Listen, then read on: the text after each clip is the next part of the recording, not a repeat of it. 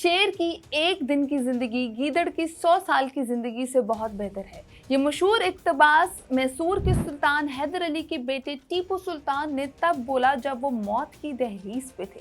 तो आखिर कौन थे ये टीपू सुल्तान? अस्सलामुअलैकुम एवरीवन, मुझे कहते हैं नेहा और आज मैं आप लोगों को टीपू सुल्तान की हिस्ट्री के बारे में कुछ इंटरेस्टिंग फैक्ट्स बताऊंगी, तो वीडियो को एंड तक जरूर देखिएगा। टीपू सुल्तान का असल नाम सुल्तान फतेह अली खान था। सुल्तान फतेह अली खान की पैदाइश 1791 में मैसूर के सुल्तान हैदर अली के घर पे हुई। टीपू सुल्तान अपनी बहादुरी की वजह से न सिर्फ बड़े सगीर में मशहूर थे बल्कि यूरोप तक भी उनकी बहादुरी के बहुत से चर्चे थे। टीपू सुल्तान को उस वक्त का फ्रीडम फाइटर भी माना जाता था और उनको बहुत सारे और नाम भी दिए गए थे। टीपू सुल्तान को शेर ऑफ मैसूर मतलब टाइगर ऑफ मैसूर इसीलिए भी कहा जाता था क्योंकि इसके पीछे एक बहुत ही मशहूर वाकया है। 15 साल की उम्र में टीपू सुल्तान अपने दोस्त के हमरा जंगल में शिकार को गए और वहां पे शेर ने उन पर हमला कर दिया। किसी एक वजह से टीपू सुल्तान की तलवार जो है वो कहीं दूर जाके गिर गई, जिसकी वजह से वो अपना दिफा ना कर पाए।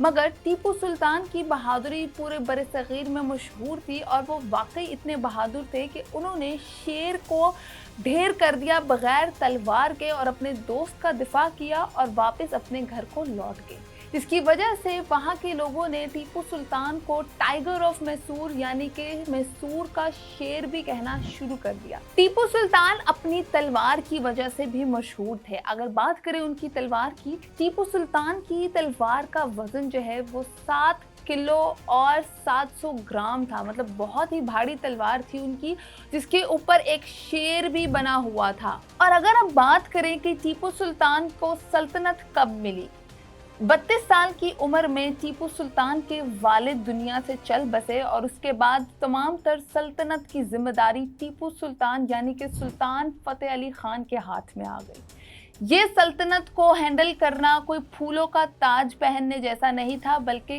कांटों की सेज पर चलना था। इसकी सबसे बड़ी वजह यह थी कि जिस सल्तनत पे टीपू सुल्तान राज करने वाले थे, जिसको मैसूर भी कहा जाता है, मैसूर की एक स्टेट थी, उसके अंदर बहुत सारे प्रोविंसेस थे जो कि आज अगर इंडिया का ज्योग्राफी देखें तो कर्नाटका, केरला और तमिलनाडु जो है वो उसके अंदर आते हैं, इंक्लूड होते हैं।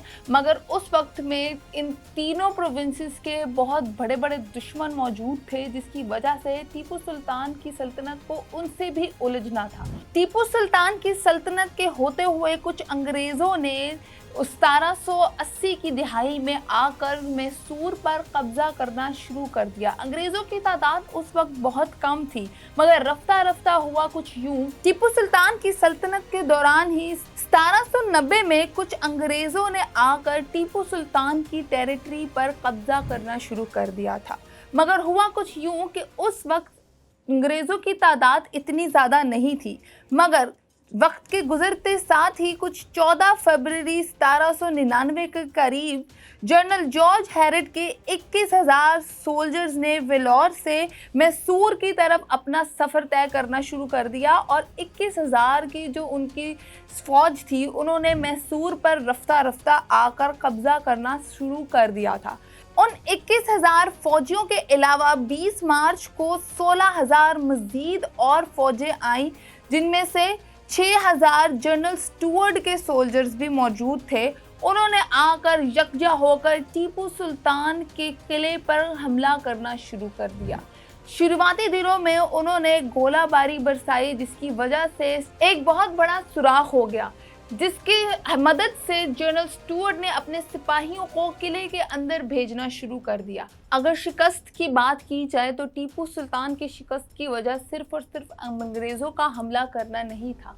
हिस्ट्री देखें तो टीपू सुल्तान के वालिद हैदर अली सुल्तान को भी किसी अपने ने ही धोखा दिया था।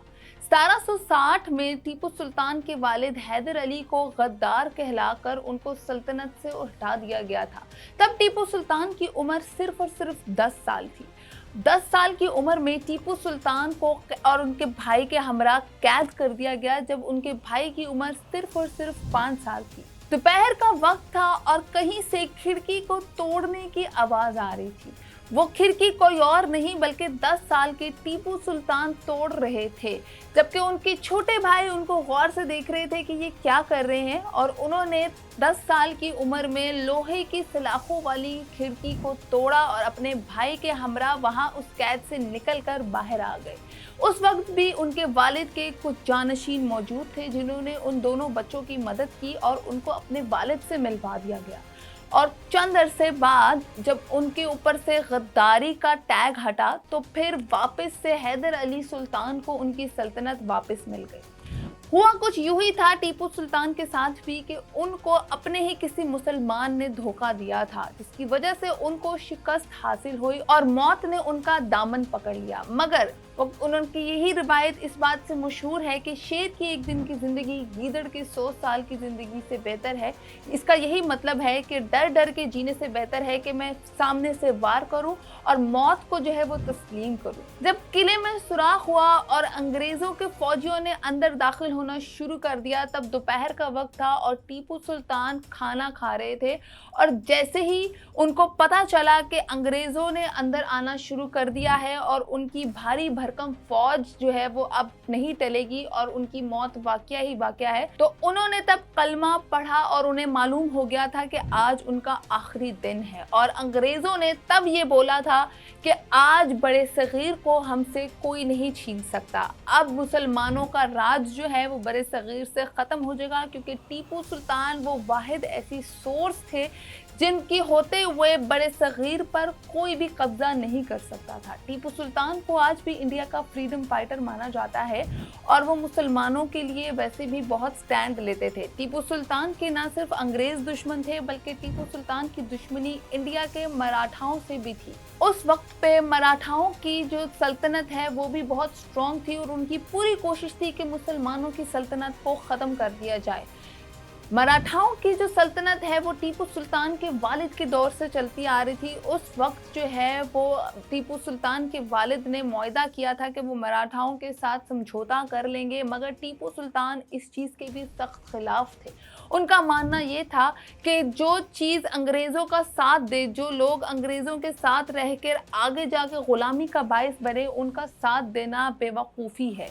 इसीलिए टीपू सुल्तान को आज भी इंडिया में डिस्कस किया जाता है और कोई कहता है कि वो गद्दार है और कोई कहता है कि वो हमारा मसीहा है। Tipu Sultan was the only freedom fighter of India जो कि अपने हक के लिए लड़े थे। उन्होंने बड़े सगीर को पूरी तरह से अंग्रेज़ों से बचाने की कोशिश की थी। उनको बहुत सारे लक़ब से नवाजा गया था और साथ ही साथ आपको बता दूं, जिस वक्त उनको शहादत नसीब हुई तब 1799 मई का महीना था और टीपू सुल्तान की जो कब्र है वो आज भी मैसूर में मौजूद है। लोग वहां जाते हैं और टीपू सुल्तान को याद भी करते हैं। टीपू सुल्तान को यूरोप में भी बहुत अच्छा नाम हासिल है और उनके लिए बहुत सारी किताबें भी लिखेगी जो आज भी हिस्ट्री की सबसे बेहतरीन किताबों में से एक है। यहाँ तक कि अंग्रेज़ों ने भी उनकी बहादुरी पे बहुत सारी किताबें लिखी और उन्होंने ये एडमिट किया कि वाकई ही टीपू सुल्तान एक बहादुर शख्स था। बचपन से ही उनको बहादुरी का लक़ब हासिल था। टीपू सुल्तान को घुड़सवारी का भी शौक़ था और उनको ये मानना था कि जो शख्स पालकियों में बैठ कर जाते हैं वो कभी कामयाब नहीं होते। मर्द हमेशा घोड़े पे अच्छा लगता है और जंग के मैदान में ही सजता है। वीडियो पसंद आए थम्स अप करना मत भूलिएगा। अगर ऐसा ही इंटरेस्टिंग कंटेंट चाहते हैं तो मेरे साथ ज़रूर जुड़े रहिएगा। अल्लाह हाफ़िज़।